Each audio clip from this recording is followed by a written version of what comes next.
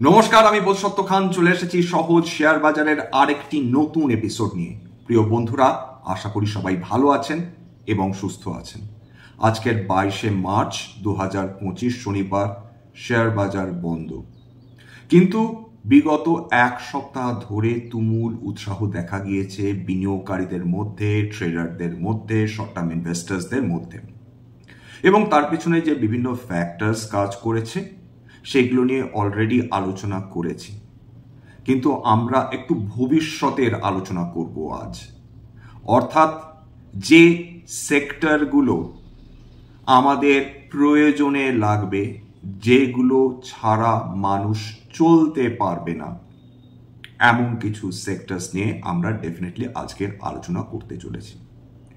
প্রথম কথা বলে নেওয়ার প্রয়োজন রয়েছে, যেভাবে আর্টিফিশিয়াল ইন্টেলিজেন্স বিভিন্ন অ্যাপ্লিকেশনস একের পর এক আসছে, মানুষকে মুগ্ধ করছে, মানুষকে ভীত করছে। যেমন এনভিডিয়ার যিনি কর্ণধার, তিনি একটি খেলনার রোবটকে সবার সামনে উপস্থিত করেছেন। ইলন মাস্ক, তিনি এমন একটা রোবটকে উপস্থিত করেছেন যে রান্না করা থেকে শুরু করে গোটা রান্নাঘরের দায়িত্ব সামলানোর কাজ করতে পারে।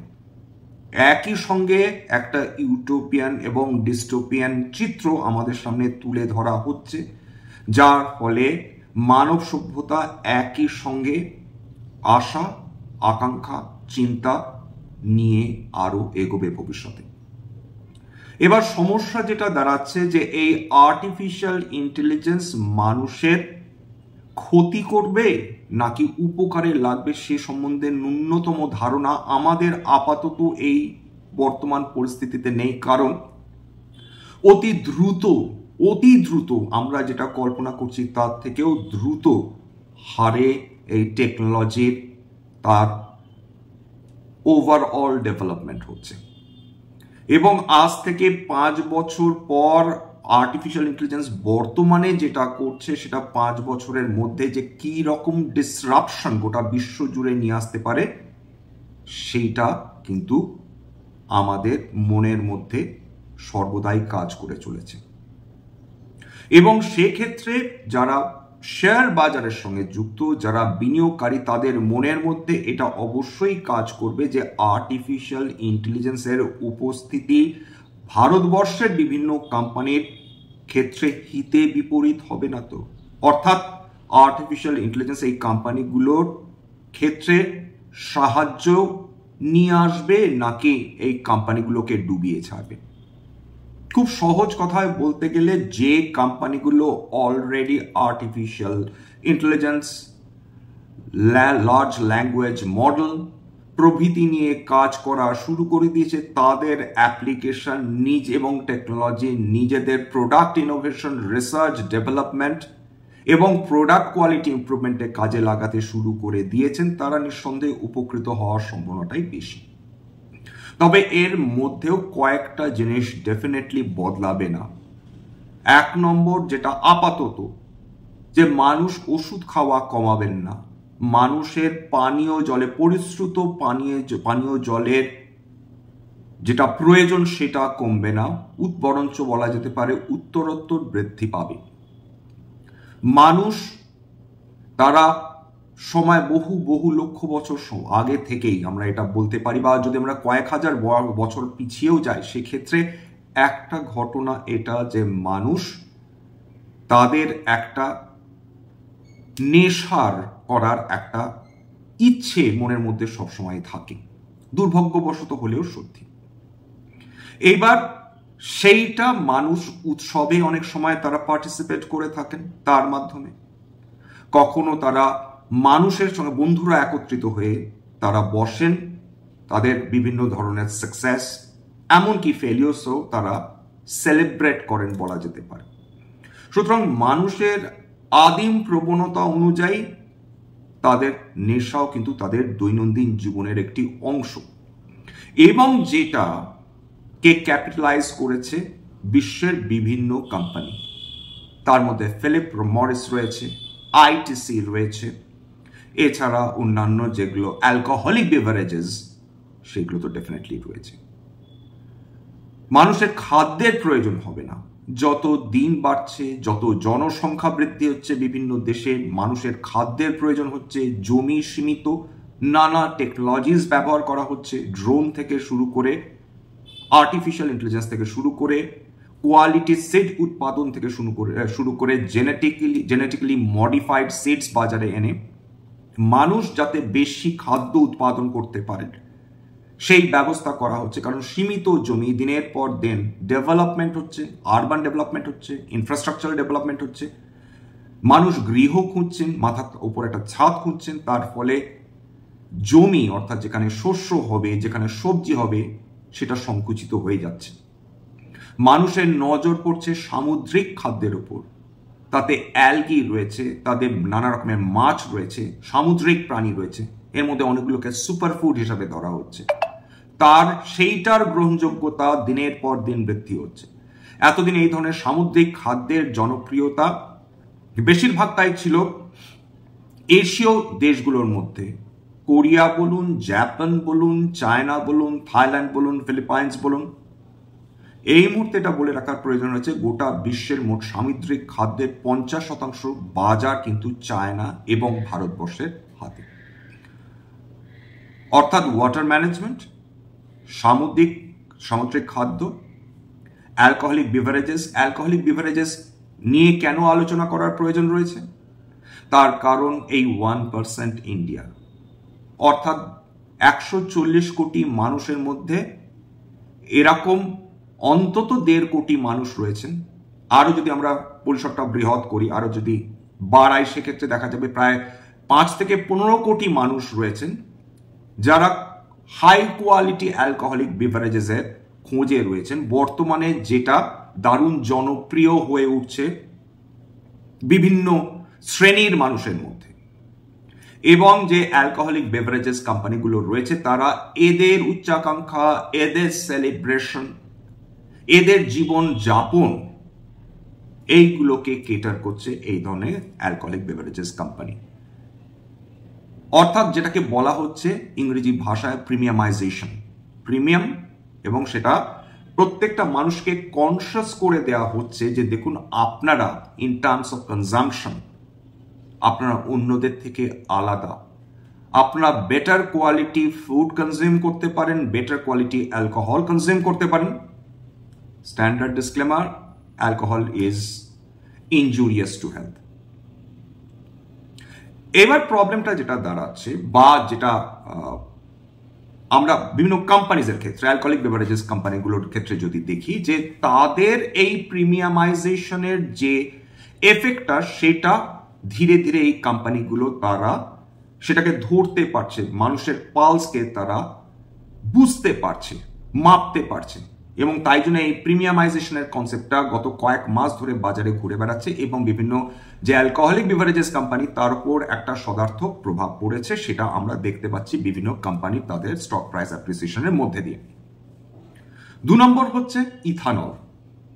ইথানল কিন্তু যেটা অ্যালকোহলিক বেভারেজেস, সেখানেও ইথানল ব্যবহার করা হচ্ছে। এমনি যে র ইথানল তৈরি হচ্ছে, তার পেছনে মেনলি সুগার কোম্পানিজ গুলো রয়েছে, অর্থাৎ যারা চিনি উৎপাদন করে তারাই কিন্তু এই ইথানল তারা উৎপাদন, বা ব্যাগাস, সেখান থেকে তারা এই ধরনের ইথানল প্রোডাকশন করছে। অর্থাৎ চিনি, মানে যে আখ থেকে চিনি তৈরি করার জন্য মেজরিটি অংশ, বাকি আখের যে অংশ চিনির জন্য যে আখের রস, এটা বের করে নেওয়ার পর যেটা থাকছে, সেখান থেকে ইথানল তৈরি করা হচ্ছে। এবার সরকার বিশেষত এই ইথানল প্রোডাকশনের উপর বিশেষ তারা ফোকাস করছেন, উৎসাহ দিচ্ছেন চাষিদের যে তোমরা বেশি পরিমাণ তোমরা আখ চাষ করো। এবার বেশি পরিমাণ আখ চাষ করার কারণটা কি?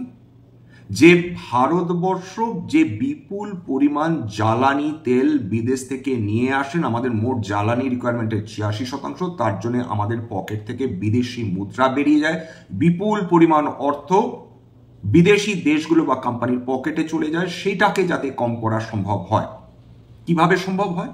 এই 80-20 রেশিওতে, অর্থাৎ 80% পেট্রোল এবং 20% ইথানল, এই ব্লেন্ডিংটা করে আমাদের কস্ট অফ পেট্রোলকে কমিয়ে আনা। এমনিতে পেট্রোল এবং ইথানল প্রোডাকশন, আমরা যে ক্রুড অয়েলের কথা বলছি, যে 1 লিটার পেট্রোল এবং 1 লিটার ইথানল যেটা রয়েছে তার দাম মোর অর লেস প্রায় কাছাকাছি।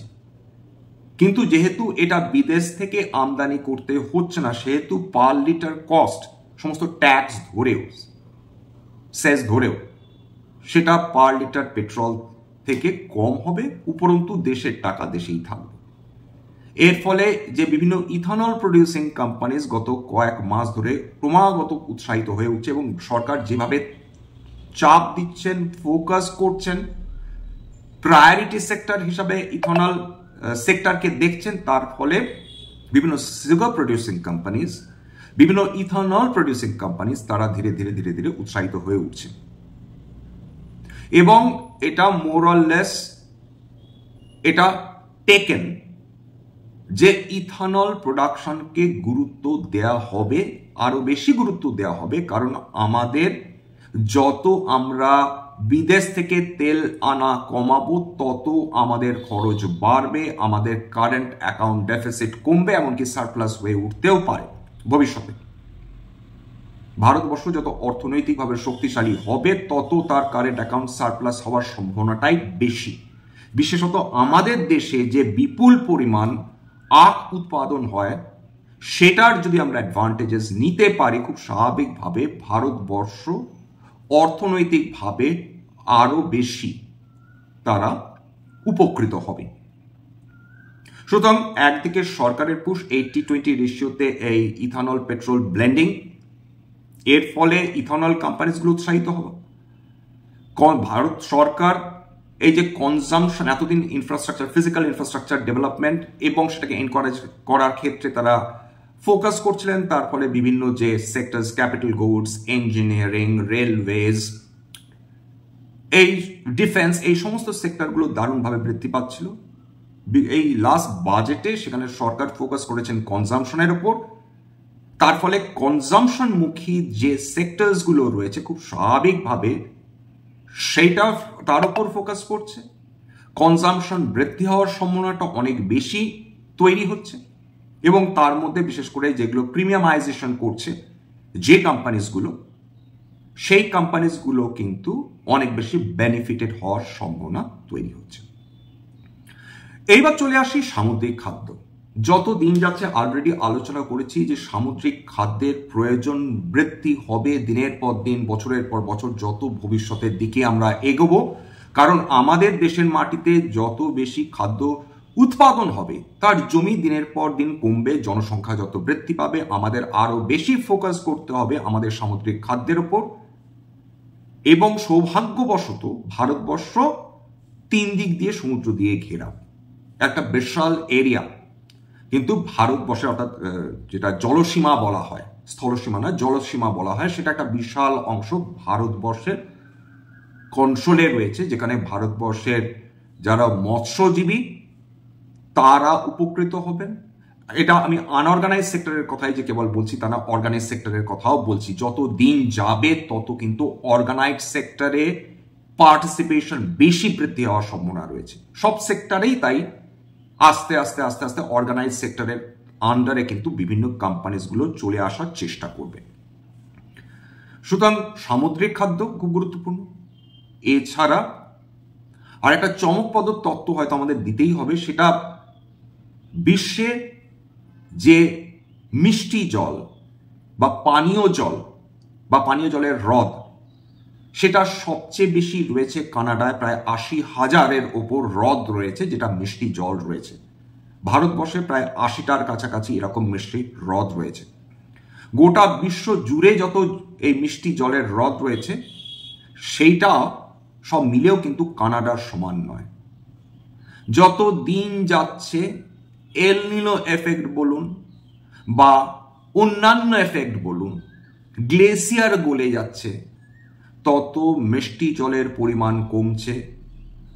আমাদের যে জমির তলায় জমে থাকা জল, সেটা যেহেতু আমরা নিয়মিত হারে সেই জল টেনে বের করে নিচ্ছি, বিভিন্ন ক্ষেত্রে, চাষের ক্ষেত্রে বলুন, পানীয় জলের ক্ষেত্রে বলুন, অন্যান্য কাজের ক্ষেত্রে বলুন, তার ফলে সেইটাও কিন্তু ডিপ্লিটেড হয়ে যাচ্ছে, অর্থাৎ আমাদের জমির তলায় থাকা জলও ডিপ্লিটেড হয়ে যাচ্ছে। এর আগে বারবার আলোচনা করেছি, চেন্নাই, ব্যাঙ্গালোর জলকষ্টে ভুগছে, তীব্র জলকষ্টে ভুগছে, এবং আমাদের হ্রদগুলো দূষিত হয়ে যাচ্ছে ক্রমাগত। সুতরাং এই জায়গাটায় দাঁড়িয়ে সেই কোম্পানিগুলোর ভূমিকা মাত্রাতিরিক্ত। যে গঙ্গার জল দূষিত হচ্ছে, যমুনার জল দূষিত ছিল, মানে এখনো আছে, সুতরাং গঙ্গার জল যাতে দূষিত না হয় তার জন্যে বিভিন্ন ভারত সরকার, বিভিন্ন কোম্পানি তারা নানাভাবে তারা চেষ্টা করছে যাতে গঙ্গার জলকে পরিশ্রুত করা সম্ভব হয়। বিভিন্ন ওয়াটার ম্যানেজমেন্ট কোম্পানিজ তারা চেষ্টা করছে যাতে পরিশ্রুত পানীয় জল ঘরে ঘরে পৌঁছে দেওয়া সম্ভব হয়। এবং যেটা খুব চিন্তার বিষয়, যে যত দিন যাবে এই পানীয় জলের জন্যে হাহাকার বৃদ্ধি পাবে। মানুষ আর যাই হোক, যতই টেকনোলজি থাকুক, মানুষ আর যাই হোক জল এবং খাদ্য ছাড়া তারা বাঁচতে পারবেন না। সুতরাং সেই কোম্পানিজগুলো অত্যন্ত দিনের পর দিন গুরুত্বপূর্ণ হয়ে চলেছে, যে কোম্পানিজ এই ধরনের ওয়াটার ম্যানেজমেন্ট এর দায়িত্বে রয়েছে। এরকম হাতে গোনা কয়েকটা কোম্পানি রয়েছে। এই কয়েকটা কোম্পানি ভারতবর্ষের জন্য যথেষ্ট নয়। 140 কোটির ওপর জনসংখ্যা, হাতে গোনা 4-5টা নামী কোম্পানি, এবং তারা ভীষণ ছোট ছোট কোম্পানি, তারা মারাত্মক বড় কোম্পানি না। তারা নিজেদের উদ্যোগ নিয়ে তারা নেমে পড়েছে এই পরিশ্রুত জল মানুষের কাছে পৌঁছে দেওয়ার জন্য। সুতরাং ওয়াটার ম্যানেজমেন্ট অত্যন্ত গুরুত্বপূর্ণ হয়ে যাচ্ছে সাধারণ মানুষের জীবনে। ইথানল কেন ব্যবহার করা হচ্ছে? যাতে মানুষ এক জায়গা থেকে আরেকটা জায়গায় যে যাতায়াত করবে, এবং দিনের পর দিন আন্তর্জাতিক বাজারে তেলের দাম বৃদ্ধি হলে যাতে তার এফেক্ট, তার প্রভাব সাধারণ মানুষের উপর কম পড়ে, সেই জন্যই তো এই অ্যালকোহল বা এই ইথানল ব্লেন্ডিং এর পরিকল্পনা। সুতরাং সেটা একটা অত্যন্ত গুরুত্বপূর্ণ সেক্টর। এছাড়া যে high end consumption, alcoholic beverages consumption, যেটা একটা বড় রেভিনিউ স্ট্রিম সৃষ্টি করে দিচ্ছে বিভিন্ন এই ধরনের অ্যালকোহলিক বেভারেজ এবং ব্রিভারিজ কোম্পানিগুলোর জন্য, সেটা, এবং যত দিন যাবে, যত মানুষ অর্থ রোজগার করবে, তত কিন্তু আমাদের দেশের একটি নির্দিষ্ট জনসংখ্যা তারা কিন্তু নানা ধরনের কনজাম্পশন করবেন এবং হাই এন্ড কনজাম্পশন করবেন। এর মধ্যে হোটেলস রয়েছে, বড় বড় রেস্টুরেন্টস রয়েছে, ট্রাভেলিং এবং ট্যুরিজম রয়েছে। তবে অ্যালকোহলিক বেভারেজের উপর আজকে ফোকাস করছি, সামুদ্রিক খাদ্যটা ডেফিনেটলি আলোচনা করলাম। আসুন দেখে নিই যে হ্যাঁ, এর মাঝখানে কয়েকটা খুব গুরুত্বপূর্ণ তথ্যটা আমার বলে নেওয়া প্রয়োজন, যে গত 4 দিনের মধ্যে, অর্থাৎ যদি আমরা 18ই মার্চ দেখি, 19শে মার্চ বাদ দিয়ে 18ই মার্চ, 20শে মার্চ এবং 21শে মার্চ এফআইআইসরা দারুণভাবে ফিরে এসেছে। 18ই মার্চ 694 কোটি টাকার তারা মোরাললেস তারা কিনেছেন। 20শে মার্চ তারা 3239 কোটি টাকার তারা শেয়ার কিনেছেন। 21শে মার্চ 7440 কোটি টাকার উপর শেয়ার কিনেছেন। এরকম শেষ কবে হয়েছিল সেটাই হয়তো মানুষ ভুলে যাবেন, যে বিগত কয়েক মাস ধরে যেখানে এফআইআই নিরন্তর বিক্রি করে চলছিল, সেখানে এফআইআইস গত 4 দিন ধরে ফিরে এসছে। মজার ব্যাপার হচ্ছে, গত 2 দিন ধরে ডিআইআইসরা লাগাতার বিক্রি করে যাচ্ছে। গত 2 দিনে ডিআইআইস তারা 6300 কোটি টাকার উপর শেয়ার বিক্রি করেছে, যেখানে এফআইআইস তারা প্রায় 11,000 কোটি টাকার কাছাকাছি তারা শেয়ার কিনেছেন। এটা নিঃসন্দেহে ভারতবর্ষের পক্ষে একটা সুখবর। 2 নম্বর সুখবর, যে যেই এফআইআইসরা ফিরে আসছে, যেই তারা বিনিয়োগ শুরু করেছে, খেয়াল করে দেখুন যে ডলার দুর্বল হতে শুরু করেছে। ডলার সেই ফেব্রুয়ারি মাসে 87 টাকা 47 পয়সা ছিল 28শে ফেব্রুয়ারি, সেখান থেকে এক মাসের কমেও সেটা মাত্র 86 টাকায় নেমে এসেছে। অর্থাৎ দিনের পর দিন টাকা শক্তিশালী হয়েছে ডলারের তুলনায়, খুব ভালো। মিড ক্যাপ ফিরে এসেছে। Mid cap year to date এখন অব্দি 10% কাছাকাছি বিএসসি মিড ক্যাপ কারেকশন হয়েছে, কিন্তু গত এক সপ্তাহে 7.09% উত্থান দেখেছে। বিএসসি স্মল ক্যাপ এখনো অব্দি এই বছরে প্রায় 14.29% পতন দেখেছে, কিন্তু কেবলমাত্র এক সপ্তাহে 7.87% উত্থান দেখে ফেলেছে। দারুণ খবর। বিএসসি মেটল সারপ্রাইজিংলি গোটা বছর ধরে কিন্তু তারা পজিটিভ রিটার্ন দিচ্ছে। এক সপ্তাহে 4%-এর উপর উত্থান, এক বছরে ইয়ার টু ডেট 7.92% উত্থান। এবার যেটা দাঁড়াচ্ছে যে সোনার ক্ষেত্রে, সোনাতে এই মুহূর্তে বলে নেওয়া যাক যে সেন্ট্রাল ব্যাংকগুলো সবাই সোনার পেছনে ছুটছে, পাগলের মতন ছুটছে। এবং তার ফলে সোনার দামও যে বৃদ্ধি হচ্ছে, $3,000 প্রতি আউন্স ছাড়িয়ে গিয়েছিল, আপনারা জানেন। 24 ক্যারেট সোনা 90,000 টাকার উপর পৌঁছে গিয়েছিল। এবার কার কাছে কত সোনা রয়েছে দিনের পর দিন এটা বৃদ্ধি করে চলেছে। ইউনাইটেড স্টেটস তাদের মোরাললেস প্রায় একই রকম রয়েছে, 8,133.46 টন গোল্ড রয়েছে তাদের কাছে। রাশিয়ার কাছে 2,335 টন গোল্ড, ইটালির কাছে 2,451 টন গোল্ড, ভারতবর্ষের কাছে 876 টন গোল্ড, জার্মানির কাছে 3,351 টন গোল্ড, ফ্রান্সের কাছে 2,037 টন গোল্ড, চায়নার কাছে 2,279 টন গোল্ড। অর্থাৎ এই সমস্ত কেন্দ্রীয় ব্যাংকগুলো কেবলমাত্র ডলার নির্ভরশীলতা বাদ দিয়ে কেবলমাত্র ডলার রাখবো তা নয়, তারা গোল্ডকেও একটা কারেন্সি হিসাবে অ্যাকসেপ্ট করে সেখানে তাদের ইনভেস্টমেন্ট বাড়িয়ে চলেছেন সেন্ট্রাল ব্যাংকগুলো। এবং গোল্ড বলে দেওয়া দরকার, 2002 সালে 24 ক্যারেট সোনা 10 গ্রাম দাম ছিল 4,990 টাকা, 4,990 টাকা। সেটা এখনো অব্দি প্রায় মোরাললেস 90,000 কাছাকাছি পৌঁছে গেছে, প্রায় ধরে নেওয়া যায় প্রায় 18 গুণ বৃদ্ধি পেয়েছে। 23 বছরে বা 22 বছরে 18 গুণ বৃদ্ধি পেয়েছে, বা 23 বছরেই ধরি। অর্থাৎ কোনো অংশেই তারা যে অন্যান্য ইনভেস্টমেন্টের থেকে কম রিটার্ন দিয়েছে এমনটি নয়। কেউ যদি সোনাতে ইনভেস্ট করে রাখেন বা রাখতেন, তারা যে বিপুল পরিমাণ রিটার্ন পেয়েছেন এখন অব্দি, সে ব্যাপারে কোনো সন্দেহ নেই। এবার চলে আসি অ্যালকোহলের ক্ষেত্রে। যে অ্যালকোহলের ক্ষেত্রে বিশেষ করে যে অ্যালকোহলিক বেভারেজেস, তাদের রিস্ক কি আছে? তাদের রিস্ক হচ্ছে হাই রেগুলেশন এবং হাই ট্যাক্সেস। বিভিন্ন আমাদের রাজ্য রয়েছে যে রাজ্যগুলোতে কমপ্লিটলি অ্যালকোহলিক বেভারেজেস ব্যান, যেমন গুজরাট রয়েছে, বিহারে রয়েছে। এই জায়গাগুলোতে কিন্তু অ্যালকোহলিক বেভারেজেস ব্যান করা। সুতরাং সরকারি পলিসি চেঞ্জ হতেই পারে, সেক্ষেত্রে এদের রেভিনিউ স্ট্রিম এফেক্টেড হতে পারে। অর্থাৎ পজিটিভ একদিকে, অন্যদিকে নেগেটিভটা বলার প্রয়োজন রয়েছে। যত ভারতবর্ষের রিনিউয়েবল এনার্জিতে পুশ আসবে, তত ইথানল সেক্টরও তত ইমপ্রুভ করবে। এছাড়া আমাদের 2025-এর টার্গেট হচ্ছে ইথানল প্রোডাকশন ক্যাপাসিটি হচ্ছে 13.8 বিলিয়ন লিটার। এইটা যেটা অলরেডি আমরা অ্যাচিভ করে ফেলেছি। এবং খুব ইন্টারেস্টিং মার্কেট, এই মার্কেটটা 9.1% কম্পাউন্ডেড অ্যানুয়াল গ্রোথ রেট দেখাচ্ছে, স্টেডি, যেটা ভীষণ ইমপ্রেসিভ। এবং 2029-এ ধরা হচ্ছে যে এই ইথানল যে সেক্টর রয়েছে সেটা $7.2 বিলিয়ন রেভিনিউ সেটা জেনারেট করার ক্ষমতা তারা রাখে। এইবার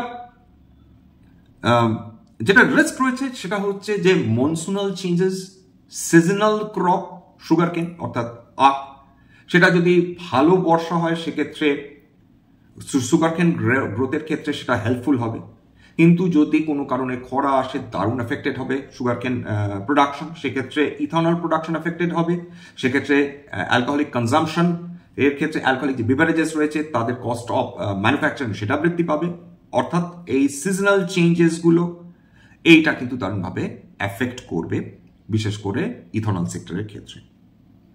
এবার আমাদের যদি সি ফুড ধরি, যেটা কৃষি হিসাবে ধরা হয়, সেটা গ্রোথ হচ্ছে 5.4% কম্পাউন্ডেড অ্যানুয়াল গ্রোথ রেট। এখনো এটা আমাদের নেসেন্ট স্টেজে রয়েছে, কারণ অধিকাংশই আনঅর্গানাইজ সেক্টর, হাতে গোনা কয়েকটা অর্গানাইজ সেক্টরের অংশ কোম্পানি রয়েছে, সব ছোট ছোট কোম্পানি, যেখানে $454 billion growth estimate, revenue estimate করা হচ্ছে 2034-এর মধ্যে বিশ্বব্যাপী। ভারতবর্ষ কিন্তু one of the top most exporter, এবং তার বিপুল একটা অপরচুনিটি রয়েছে ওয়ার্ল্ড মার্কেটে একটা সাবস্ট্যান্সিয়াল মার্কেট শেয়ার বৃদ্ধি করার ক্ষেত্রে। এখানে একটা স্টেবিলিটি রয়েছে, তবে এখানে একটা রিস্কও রয়েছে। যারা ভেঞ্চার ক্যাপিটালিস্ট ছিলেন, এই ধরনের সেক্টরে যারা ইনভেস্ট করতেন, তারা ইনভেস্টমেন্টের পরিমাণ বিগত 1-2 বছরে কমিয়েছেন। তবে ভবিষ্যতে এটাও তাদের ইচ্ছা অনিচ্ছার অনুযায়ী ভবিষ্যতে এদের ইনভেস্টমেন্টটা বৃদ্ধি হয় কিনা সেটা আমাদের দেখার অপেক্ষা আমরা ডেফিনেটলি করব। এবার যেটা ব্যাপার দাঁড়াচ্ছে যে এইটা যেহেতু অধিকাংশই আনঅর্গানাইজ সেক্টরের কন্ট্রোলে, ফলে খুব হাতে গোনা ছোট ছোট কোম্পানিজ রয়েছে, কিন্তু এর যে স্কোপ ব্যবসার সেটা বিপুল, বিশ্বব্যাপী। তবে অন্যান্য ব্যবসার মতন যে প্রবলেমসগুলো, এক, ফরেক্স লস হওয়ার সম্ভাবনা, 2, এক্সপোর্ট তখন ক্ষতিগ্রস্ত হতে পারে যত বিশ্বব্যাপী যদি অর্থনৈতিক মন্দা তৈরি হয়। এগুলো যেহেতু প্রাইমারিলি এক্সপোর্ট ওরিয়েন্টেড কোম্পানিজ, এরা কিন্তু এই ধরনের প্রবলেমস, ম্যাক্রো ইকোনমিক যে প্রবলেমস, সেগুলো কিন্তু ফেস করতে পারে, বা গ্লোবাল যদি টেনশন শুরু হয়। ওয়াটার ম্যানেজমেন্টের ক্ষেত্রে গ্রোথ হচ্ছে 9.7% কম্পাউন্ডেড অ্যানুয়াল গ্রোথ রেট। 2008-এর মধ্যে অলরেডি $2.08 বিলিয়ন টার্গেট রাখা হয়েছে। জল জীবন মিশন সেক্ষেত্রে বাজেটারি অ্যালোকেশন রয়েছে প্রায় 70,163 কোটি টাকা। এটাতেও স্টেবিলিটি রয়েছে, তবে যেটা ওয়াটার ম্যানেজমেন্ট ক্ষেত্রে সেটা সবসময় যেটা প্রবলেম সেটা হচ্ছে প্রজেক্ট ডিলে।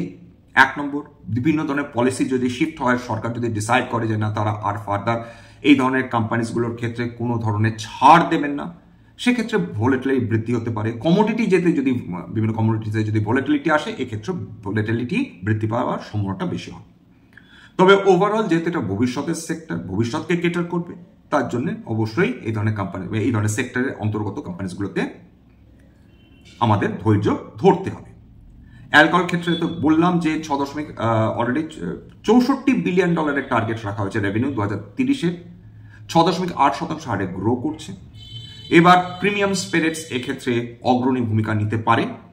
এবার স্ট্রং ডিমান্ড থাকবে টপ নচ যেটা কনজাম্পশন তার মধ্যে। এবার এরা কিন্তু দারুণ ক্যাশ ফ্লো জেনারেট করে, free positive cash flow generate করে, যেটা এই সেক্টরের পক্ষে একটা পজিটিভ দিক। তবে রেগুলেটরি হার্ডলস ফেস করাটা একটা বড় চ্যালেঞ্জ। ইথানলের ক্ষেত্রে 2029-এর মধ্যে $7.2 বিলিয়ন রেভিনিউ জেনারেট করার একটা টার্গেট রাখা রয়েছে, যেটাকে E20 পলিসি হচ্ছে, যেখানে ইথানল ব্লেন্ডিং এর কথা বলা হচ্ছে, সেটা একটা গেম চেঞ্জার হিসেবে কাজে আসতে পারে। তবে এই যে রিস্ক যেটা বলছি যে ওয়েদার সংক্রান্ত, এবং অবশ্যই যে ওয়েদার তো ডেফিনেটলি বললাম, এবং প্রাইসেস অফ সুগারকেন সেটা যদি ওঠানামা করে সেক্ষেত্রে এটা অ্যাফেক্টেড হয়। এবার তাছাড়া টেকনোলজি যদি বদলে যেতে থাকে, এইটা যেহেতু টেকনোলজি ক্রমাগত বদলাচ্ছে, ফলে টেকনোলজিক্যাল যদি চেঞ্জেস আসে এবং সেক্ষেত্রে দেখা হয় যে ইথানলের প্রয়োজন হয়তো কম হচ্ছে, সেক্ষেত্রে একটা প্রবলেম আসতে পারে। তবে সেগুলো ইফস অ্যান্ড বাটস, এগুলো আমরা পজিটিভ এবং নেগেটিভ দুটো অংশই দেখে নিলাম। সুতরাং এরা আপাতত may not be the best sectors, কিন্তু দে আর ওয়ার্থ ওয়াচিং, কারণ এগুলো নিশেড সেক্টরস। এখানে সুবিশাল কোম্পানিগুলোর নজর যায়নি বটে, কিন্তু এই কোম্পানিজগুলোর জনপ্রিয়তা ডেফিনেটলি রয়েছে, যদিও সেটা শেয়ার প্রাইসেসগুলোতে রিফ্লেক্টেড নয়। হ্যাঁ, যেগুলো অ্যালকোহলিক বিভারেজেস সেগুলো ডেফিনেটলি বিনিয়োগকারীরা তার প্রতি ভরসা করেন, সেগুলো হাই পিতে এখনো ট্রেড করছে। এতখানি কারেকশন যে বিভিন্ন সেক্টরে হয়েছে তার সত্ত্বেও এই সেক্টরকে খুব একটা যে বেশি ছুঁতে পেয়েছে তেমনটি না। কোনোটা 90, কোনোটা 80, কোনোটা 60 এরকম পিতে ট্রেড করছে বিভিন্ন কোম্পানিজগুলো। এইবার এর মধ্যে এবার চলে আসি যে কোম্পানিজগুলো ইথানল সেক্টরের মধ্যে রয়েছে, তার মধ্যে ইথ প্যারি রয়েছে, শ্রী রেণুকা সুগার্স রয়েছে, বলরাম চিনি মিলস রয়েছে, ত্রিবেণী ইঞ্জিনিয়ারিং রয়েছে, প্রাজ ইন্ডাস্ট্রিজ রয়েছে। এবার খেয়াল করে দেখুন যে অ্যালকোহলিক বিভারেজেসের ক্ষেত্রে ইউনাইটেড স্পিরিটস 1 লক্ষ কোটি টাকার ওপর মার্কেট ক্যাপিটাল, দুর্দান্ত রিটার্ন অন ক্যাপিটাল এমপ্লয়েড 27.87, কিন্তু অত্যন্ত হাই পি 68-র ওপর। ইউনাইটেড স্পিরিটস 51,000 কোটি টাকার কোম্পানি, 116.44 তার প্রাইস আর্নিংস, এটা ট্রেলিং পি বলছি। Return on capital employed average 13.49। এছাড়া পিকাডেলি অ্যাগ্রো ছোট company, small cap company, 5,990.54 market, তার মার্কেট মানে অর্থাৎ 5,990 কোটি টাকার তার মার্কেট ক্যাপিটালাইজেশন, এবং তার রিটার্ন অন ক্যাপিটাল এমপ্লয়েড 29.59। এই বিভিন্ন কোম্পানিজ, এগুলো অ্যালকোহলিক বিভারেজেস। প্রাজ ইন্ডাস্ট্রিজ নিয়ে একটু আলোচনা করার প্রয়োজন রয়েছে। প্রয়াত রাকেশ ঝুনঝুনওয়ালাজি তিনি এতে প্রচুর পরিমাণ অর্থ তিনি বিনিয়োগ করেছিলেন, অবশ্যই শেষ পর্যন্ত হাল ছেড়ে দেন, কিন্তু তারপরেই গ্রোথ শুরু হয়। স্টক পি একটু হালকা উপর দিকে 42.4, দুর্দান্ত return on capital employed 29.3, return on equity 23.3। এছাড়া এরও ফ্রি পজিটিভ ক্যাশ ফ্লো রয়েছে 631 কোটি টাকার গত 5 মাসে।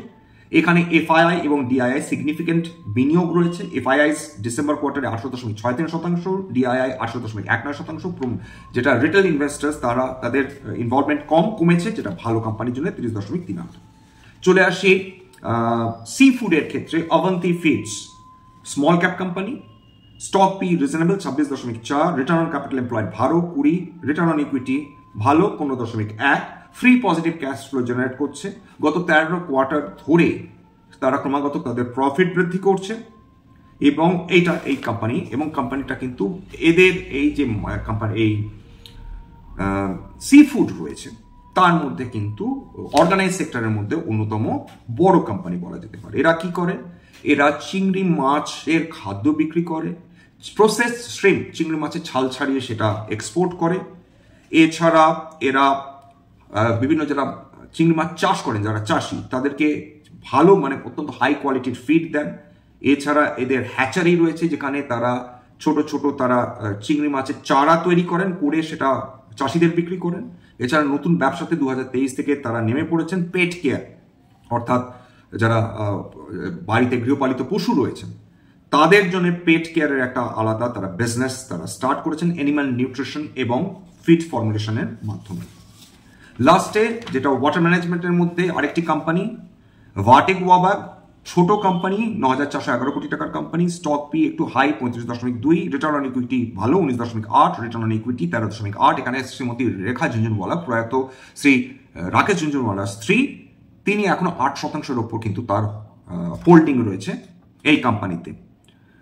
তাছাড়া এদের ফ্রি পজিটিভ ক্যাশ ফ্লো রয়েছে গত 5 বছরে 646 কোটি টাকা, debt to equity nominal 0.22, asset turnover যদি আরেকটু বেটার করলে ভালো হয় 0.66। আপাতত এই প্রথম কথা বলে রাখি, যে কোম্পানিজগুলো নিয়ে আলোচনা করলাম কেবলমাত্র ইলাস্ট্রেশন পারপাস, এবং যে কোম্পানিজগুলো নিয়ে আলোচনা করলাম সেটা কিন্তু কোনো ধরনের সাজেশন, রিকমেন্ডেশন, অ্যাডভাইস বা ইনফ্লুয়েন্স করা নয়। এটা কেবলমাত্র ফর জেনারেল ইনফরমেশন, বাঙালি বিনিয়োগকারীদের ইনভেস্টার অ্যাওয়ারনেস বৃদ্ধির জন্য। এবং এখানে ভারতীয় শেয়ার বাজার কিভাবে বিভিন্ন ম্যাক্রো ইকোনমিক ইভেন্টস ভারতীয় শেয়ার বাজারকে প্রভাবিত করে, বিভিন্ন কোম্পানির ফান্ডামেন্টাল অ্যানালিসিস, তার কোয়ার্টারলি রেজাল্টস অ্যানালিসিস করাই কিন্তু উদ্দেশ্য। আমার কথা শুনে যদি কোনো শেয়ারে বাই সেল সিদ্ধান্ত নেন, সেক্ষেত্রে আপনারা ক্ষতির মুখোমুখি হতে পারেন। সুতরাং সবসময় সেবি রেজিস্টার্ড ইনভেস্টমেন্ট অ্যাডভাইজারের পরামর্শ নেওয়ার চেষ্টা করবেন, সেক্ষেত্রে আপনারা উপকৃত হলেও হতে পারেন বা নিজের ডিউ ডিলিজেন্স করবেন।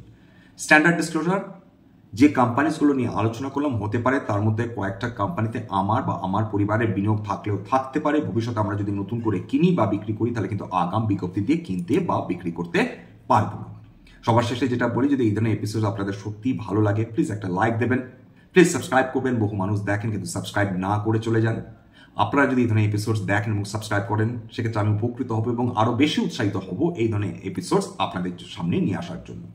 এবং যদি সত্যি মনে হয় আমাদের বাঙালি ভাই বোনদের এই ধরনের এপিসোডস কাজে লাগবে, প্লিজ নিজের গ্রুপে শেয়ার করে দেবেন। আজকের জন্য নমস্কার।